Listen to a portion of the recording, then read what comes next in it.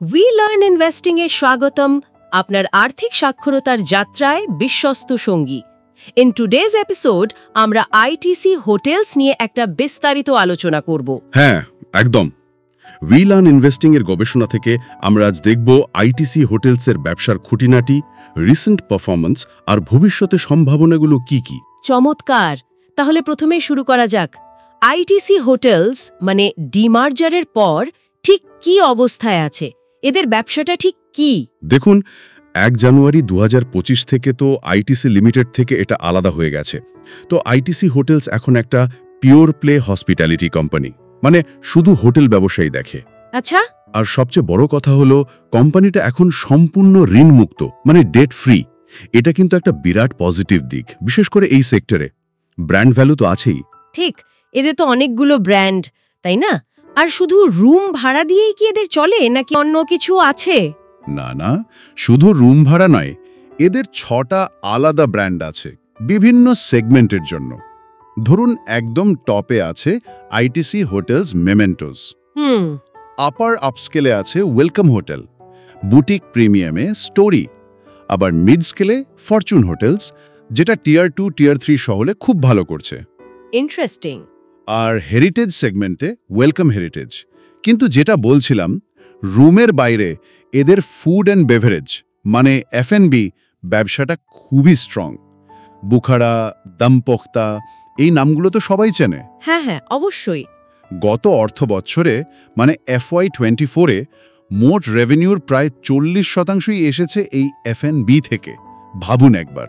40%! এটা তো বিশাল। আচ্ছা, তাহলে ব্যবসাটা বাড়াচ্ছে কি করে ওরা? একটা অ্যাসেট রাইট মডেলের কথা শুনছি, সেটা কি? ঠিক ধরেছেন, কোম্পানি এখন অ্যাসেট রাইট স্ট্র্যাটেজি ফলো করছে। মানেটা হলো আইটিসি মৌর্যের মতো কিছু আইকনিক হোটেল নিজেদের কাছে রেখে বাকি গ্রোথটা আসবে ম্যানেজমেন্ট কন্ট্রাক্টের মাধ্যমে। ও, মানে নিজেরা সব হোটেল বানাচ্ছে না? না, লক্ষ্য হলো আগামী 5 বছরে নিজেদের মালিকানাধীন আর ম্যানেজড হোটেলের অনুপাতটা 35.65 করার। 35% নিজেদের, 65% ম্যানেজড। তাতে সুবিধা কি? সুবিধা হলো কম ক্যাপিটাল ইনভেস্ট করে অনেক দ্রুত ব্যবসা বাড়ানো যায়। উই লার্ন ইনভেস্টিং মনে করে এটা একটা স্মার্ট মুভ। কোম্পানি আগামী 5 বছরে 200-র বেশি হোটেল আর 18,000 রুমের একটা টার্গেটও রেখেছে। ব্যবসার মডেলটা তো বেশ ইন্টারেস্টিং লাগছে, কিন্তু শেয়ার বাজারের এর কেমন প্রভাব দেখছি আমরা? মানে রিসেন্ট পারফরম্যান্সটা কেমন? শেয়ারের দামে কিন্তু সম্প্রতি বেশ ভালো মুভমেন্ট দেখা গেছে, বিশেষ করে ফার্স্ট কোয়ার্টার মানে Q1 FY26-এর রেজাল্টটা বেশ ভালো আসার পর। তাই? হ্যাঁ, যেমন ধরুন 16 জুলাই 2025-এর ক্লোজিং প্রাইস ছিল প্রায় 238 টাকা 90 পয়সা। একদিনেই প্রায় 4.65% বেড়েছে। আর 52 সপ্তাহের রেঞ্জটা যদি দেখেন, লো ছিল 155 টাকা 10 পয়সা আর হাই 244 টাকা 50 পয়সা। বাহ! তাহলে Q1 FY26 এর রেজাল্টটা আসলেই ভালো ছিল। মেন নাম্বারগুলো কি বলছে?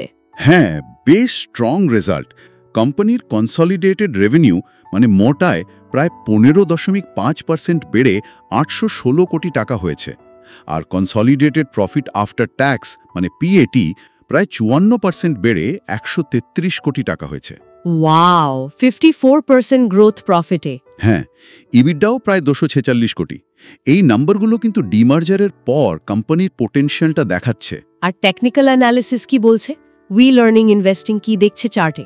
দেখুন, 29 জানুয়ারি লিস্ট হওয়ার পর শুরুতে একটু সেলিং প্রেশার ছিল, টেকনিক্যাল ওভারহ্যাং যাকে বলে। আচ্ছা, মানে যারা শুধু হোটেল ব্যবসায় থাকতে চায়নি তারা বেচে দিয়েছে? হ্যাঁ, সম্ভবত সেটাই। এখন স্টকটা ও 20 ডে সিম্পল মুভিং অ্যাভারেজের SMA এর কাছাকাছি ঘোরাফেরা করছে। RSI মানে রিলেটিভ স্ট্রেংথ ইন্ডেক্স 14 দিনের হিসেবে 48-এর আশেপাশে, মোটামুটি নিউট্রাল।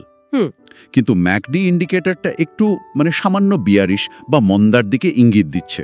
সো একটু মিক্সড সিগন্যাল টেকনিক্যালি। বোঝা গেল। এবার একটু বড় ছবিটা দেখি।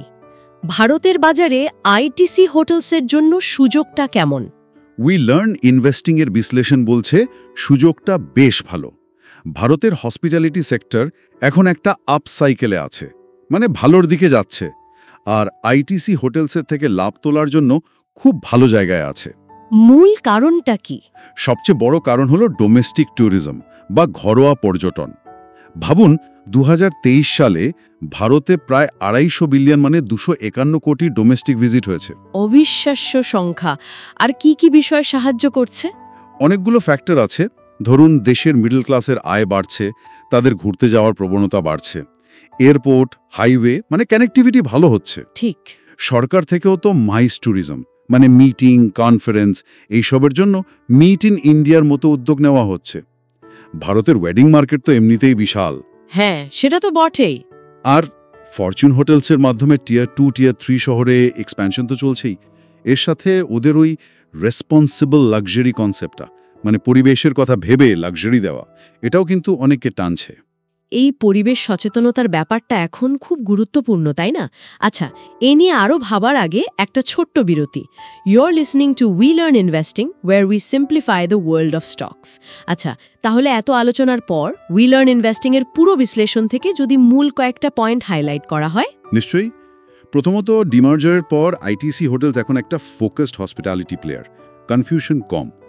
দ্বিতীয়ত, জিরো ডেট মানে ঋণমুক্ত ব্যালেন্স শিট, যেটা বিরাট স্ট্রেংথ। তৃতীয়ত, এই অ্যাসেট লাইট মডেল, যেটা কম পুঁজিতে দ্রুত গ্রোথের সুযোগ দিচ্ছে। টার্গেট তো বললাম 5 বছরে 200+ হোটেল। চতুর্থত, এদের ব্র্যান্ড পোর্টফোলিও খুবই শক্তিশালী, শুধু হোটেল নয়, এফএনবিতেও। একদম। পঞ্চমত, ভারতের হসপিটালিটি সেক্টরের যে তেজি ভাব, তার থেকে এরা লাভবান হতে তৈরি। তবে হ্যাঁ, কিছু রিস্কও আছে, যেমন এই স্ট্র্যাটেজিটা ঠিকঠাক এক্সিকিউট করা, কম্পিটিশন তো আছেই, আর মার্কেট সাইকেলের ওঠানামা। আর ওই ইএসজি ফ্যাক্টরটা? হ্যাঁ, ওটা ষষ্ঠ পয়েন্ট। এদের ইএসজি প্রোফাইল, বিশেষ করে রেসপন্সিবল লাক্সারির ফোকাসটা দীর্ঘমেয়াদে একটা পজিটিভ দিক। তাহলে ফাইনালি উই লার্ন ইনভেস্টিংয়ের দিক থেকে ইনভেস্টরদের জন্য কি টিপস থাকবে, কি কি বিষয় মাথায় রাখা দরকার? আচ্ছা, উই লার্ন ইনভেস্টিংয়ের দৃষ্টিকোণ থেকে কয়েকটা জিনিস মনে রাখতে হবে। 1 নম্বর, এই ফোকাসড স্ট্রাকচার আর তার পোটেনশিয়াল। 2, ডেট ফ্রি স্ট্যাটাস, যা ফাইন্যান্সিয়াল স্টেবিলিটি দেয়। ঠিক। 3, অ্যাসেট লাইট মডেলের গ্রোথ পোটেনশিয়াল যেমন আছে, তেমন এক্সিকিউশন রিস্কও আছে, সেটা ট্র্যাক করতে হবে। 4, ইন্ডাস্ট্রি এখন ভালো জায়গায়, কিন্তু ম্যাক্রো ইকোনমিক রিস্ক মানে দেশের বা বিশ্বের আর্থিক অবস্থার খারাপ প্রভাব পড়তে পারে। সেটা তো সব ব্যবসার ক্ষেত্রেই সত্যি।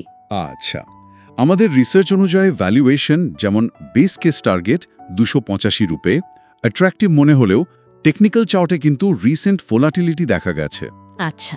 আর 6, কোম্পানির শক্তিশালী ইএসজি প্রোফাইল লং টার্ম ইনভেস্টরদের জন্য একটা ডিস্টিংক্ট অ্যাডভান্টেজ হতে পারে। কিন্তু দিনের শেষে আমরা সবসময় বলি, যে কোনো ইনভেস্টমেন্টের আগে নিজের রিসার্চটা মাস্ট। সব মিলে ছবিটা বেশ ইন্টারেস্টিং।